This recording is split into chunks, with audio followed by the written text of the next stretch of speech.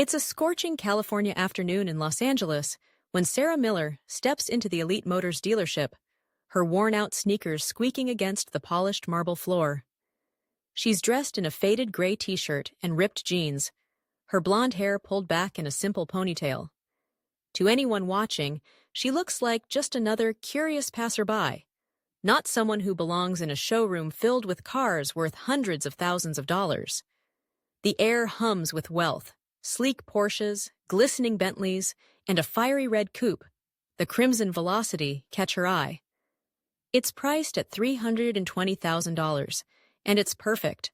Sarah's here to buy it for her brother Jake, a former Marine who barely survived a horrific car crash 6 months ago. She smiles to herself, picturing his face when she hands him the keys. But before she can even ask a question, Ethan Brooks, the sales manager, swoops in. His black suit shines under the showroom lights, and his red tie screams confidence. He sizes her up, head to toe, and his lip curls into a smirk. "Sorry, sweetheart," he says, his voice dripping with sarcasm. "I think you took a wrong turn. These cars start at $250,000. Maybe try the used lot 2 blocks down. It's more your speed." A few salesmen nearby snicker, their laughter sharp and cutting. A couple of well-dressed customers glance over, whispering behind manicured hands. Sarah feels the heat rush to her cheeks, not from shame, but from a slow-burning anger. She opens her mouth to respond, but Ethan cuts her off, pointing to the glass doors. "Look, we're busy here. Serious buyers only. You don't belong in a place like this." The room seems to shrink around her, every eye judging, every chuckle stabbing. She clenches her fists, turns on her heel, and walks out. As the doors slam shut, Ethan's voice echoes after her. "Don't come back unless you've got cash to flash." The sting of humiliation lingers as she steps into the blazing Los Angeles sunlight. But Sarah doesn't crumble. She pulls out her phone, her fingers trembling, not with tears, but with resolve. She dials a number, her lips curving into a determined smile. Tomorrow they'll see who she really is. And hey, if you're hooked on this story already, hit that subscribe button right now. Join our community of story lovers, because trust me, you won't want to miss what happens next in Los Angeles on this wild ride. Back to Sarah. She's not just walking away. She's about to turn the tables in a way Ethan Brooks will never forget. It's later that same evening in Los Angeles, just as the sun dips below the horizon, when Sarah Miller pulls up to a sprawling estate tucked away in the quiet hills of Malibu. The mansion's sleek lines and floor-to-ceiling windows blend into the landscape, hiding the billions behind its walls. Sarah steps out of her beat-up old sedan, still in her faded gray t-shirt and ripped jeans, and walks inside. This is home, where she lives with her husband, James Miller. To the world, she's just a regular woman who doesn't care for flash. But here's the kicker. Sarah's the mastermind behind the Hope for Heroes Foundation, a charity that's raised over $40 million to help wounded veterans get back on their feet. She built it from scratch, pouring her heart into every program long before she met James, a tech billionaire who made his fortune revolutionizing solar energy. Inside, James looks up from his desk in their cozy home office, his salt and pepper hair catching the soft glow of a lamp. It's 8 p.m. now, and the Malibu night is settling in with a cool breeze rustling the palms outside. At 42, James has the calm confidence of a man who's seen it all, and after 12 years of marriage, he can read Sarah like an open book. He sets his laptop aside the second she walks in, noticing the tension in her shoulders. "Hey, what's wrong?" he asks, his voice low and steady. Sarah flops into a leather armchair, the day's frustration spilling out. "You won't believe what happened at Elite Motors this afternoon," she starts, her tone sharp but controlled. She tells him everything, how Ethan Brooks mocked her in that Los Angeles showroom, how he told her she didn't belong because of her clothes, how the owner, Victor Hayes, just stood by while the whole place laughed her out the door. "It's not about me," she says, her eyes flashing. "I can walk away knowing who I am. But what about everyone else who gets judged like that and can't prove them wrong?" James leans back, his fingers tapping the desk as he listens. He knows Sarah doesn't care about the humiliation for herself. She's faced worse and come out stronger. What gets her is the unfairness of it all. "So, what do you want to do?" he asks finally. A hint of a smile tugging at his lips, Sarah lets out a dry laugh.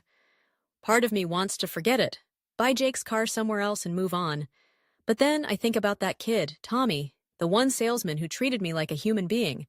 And I think about all the people who don't have our resources to push back." She locks eyes with James. "I don't want revenge, James. I want them to get it. That worth isn't about what you wear or drive." James nods slowly, his mind already spinning. "I've got an idea," he says, leaning forward, his voice dropping to a conspiratorial whisper. "Tomorrow morning in LA, we'll give them a wake-up call they won't see coming. Nothing crazy, no buying the dealership and firing everyone, I promise." Sarah chuckles, shaking her head. "Good. Just keep it real, okay? I want a full report after."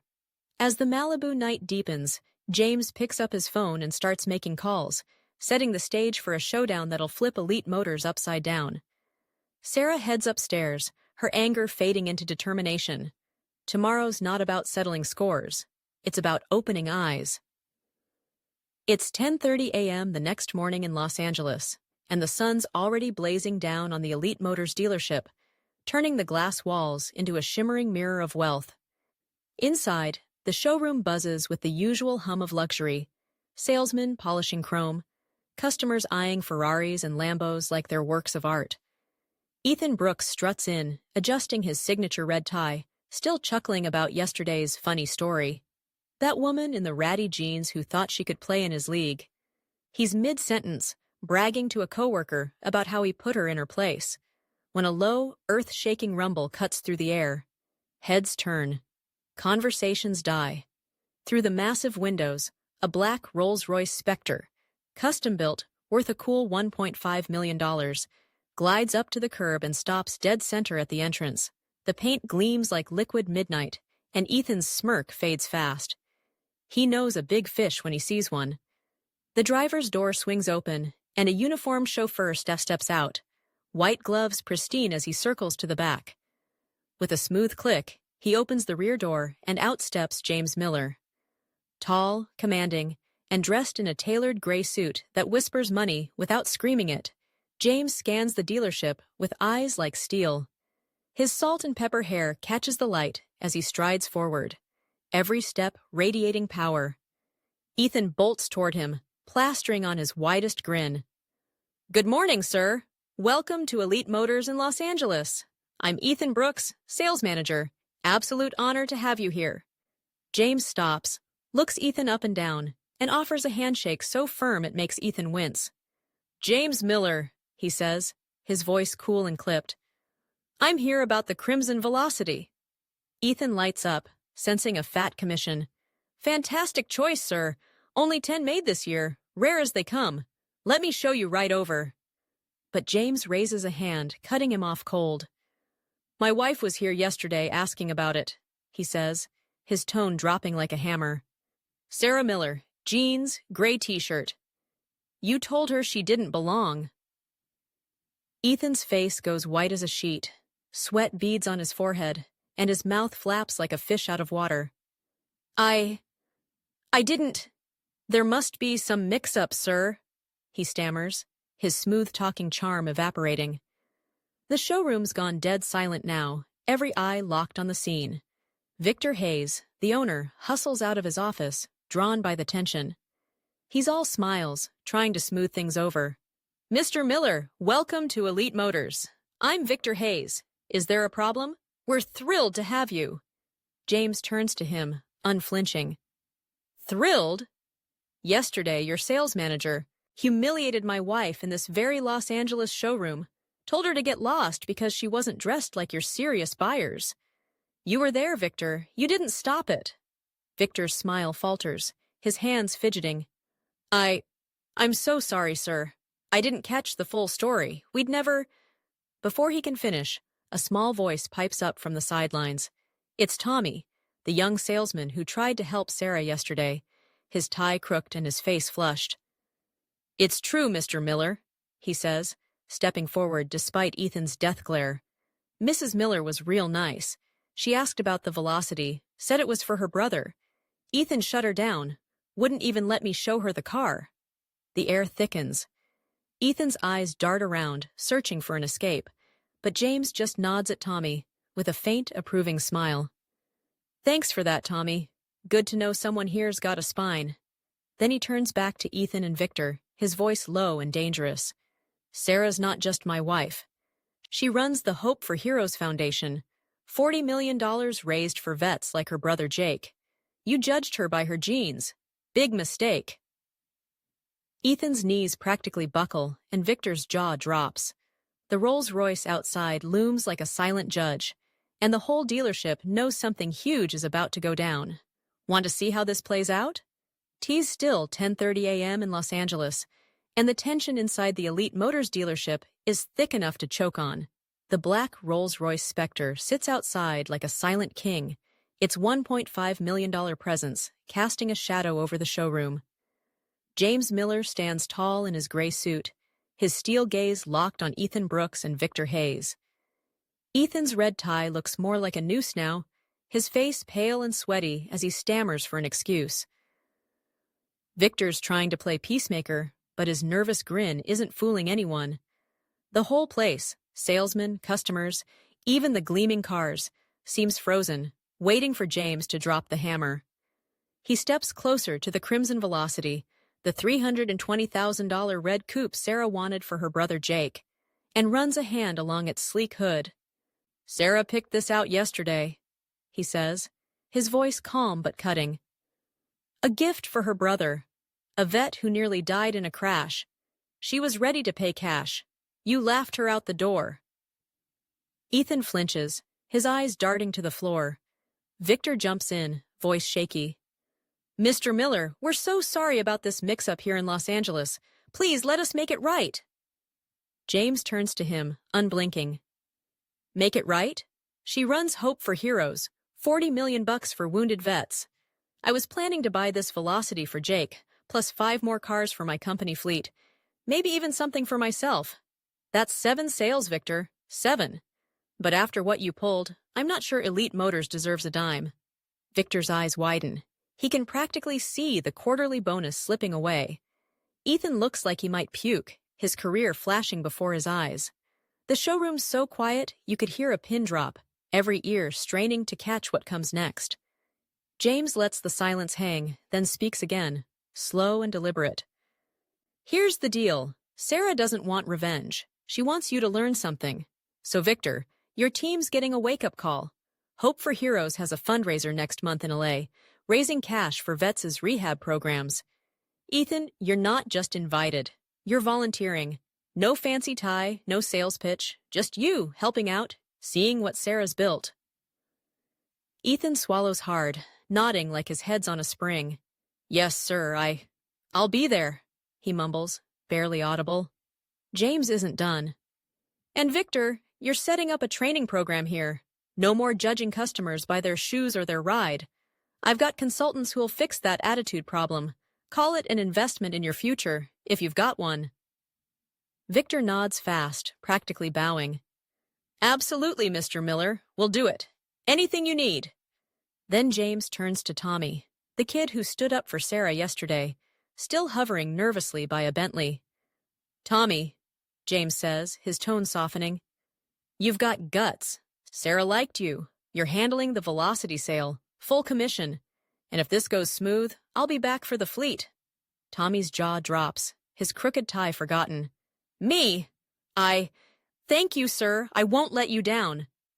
James gives him a nod, then glances back at the Velocity. Sarah's got killer taste, doesn't she? He says, almost to himself. Ethan's still standing there, shell-shocked, his perfect little world crumbling. The lessons sinking in. He didn't just lose a sale. He misjudged the wrong woman, and it's costing him big. This showdown's just the start, folks. Want to see how Ethan's redemption plays out? Back to James. He's walking out, leaving Elite Motors to pick up the pieces, and Ethan's about to face a reckoning he never saw coming. It's a warm Los Angeles evening a month later, and the Grand Plaza Hotel downtown is buzzing with life. The Hope for Heroes Foundation fundraiser has turned the place into a celebration of grit and grace. Veterans in wheelchairs, families laughing, donors mingling under twinkling lights. Sarah Miller moves through the crowd in a simple navy dress, her blonde hair still in that no-fuss ponytail. She's not here to flaunt anything, just to connect with the people her work's touched. Over by the entrance, Ethan Brooks is a far cry from the slick sales manager we met back at Elite Motors. No red tie, no polished suit, just a plain black staff shirt as he pushes a wheelchair for Max, a 12-year-old kid whose life changed forever after his dad's Humvee hit an IED in Afghanistan. Max lost his leg in a car accident years later, a tragedy tied to the grief and chaos that followed his father's death. Ethan's been volunteering here for weeks, and tonight he's not just clocking hours. He's all in. Sarah spots him and walks over, her steps quiet on the polished floor. "Hey, Ethan," she says, her voice warm but direct. "How's it going?" Ethan looks up from adjusting Max's chair, his face softer than it was a month ago in that Los Angeles showroom. "It's humbling," he says, pausing to find the right words. "I've learned more here than I ever did selling cars. And Mrs. Miller, I owe you an apology. Not just the formal one Victor made me write. A real one. I was dead wrong about you." Sarah nods, no trace of smugness in her eyes. Apology accepted, but it's not about being right or wrong. It's about what you do with it. Ethan glances at Max, who's grinning up at him. "Max has been teaching me wheelchair basketball," he says with a small laugh. "Turns out I'm terrible at it, but he's a patient coach." Sarah smiles, her first real one of the night. "Sounds like you're getting the hang of what matters." James Miller joins them, slipping through the crowd with that easy confidence of his. He's in a casual blazer tonight, no tie, just a guy proud of his wife's work. "Heard you're a regular now, Ethan," he says, clapping a hand on his shoulder. Ethan nods, a little sheepish. "Yeah, I signed up to keep going after my required time was up. And I've been working with Victor back in LA. New rules at Elite Motors. No more sizing people up by their clothes. Tommy's been a big help too. He's got a knack for this stuff." James raises an eyebrow, impressed. "Good to know. Speaking of which, that fleet I mentioned, 5 cars for my company, we're still in the market. Think you can handle it?" Ethan's eyes widen, a mix of shock and gratitude washing over him. "Me? I'd be honored, Mr. Miller. Truly." As the night winds down, Ethan helps Max back into his chair after a photo with some donors. The kid looks up, all teeth and mischief. "You're pretty cool for an old guy, Ethan," he says. Ethan laughs, a real unguarded sound. "Coming from you, Max, that's the best compliment I've ever gotten." Ethan glances across the room, watching Sarah and James talking to a veteran's family with that same down-to-earth vibe. A month ago, he'd have written Sarah off in her jeans and t-shirt. Now he gets it. Real worth isn't in the bank account or the showroom. It's in how you treat the Maxes of the world when no one's watching. Back at Elite Motors, he's not just a salesman anymore. He's someone who's learned to look deeper.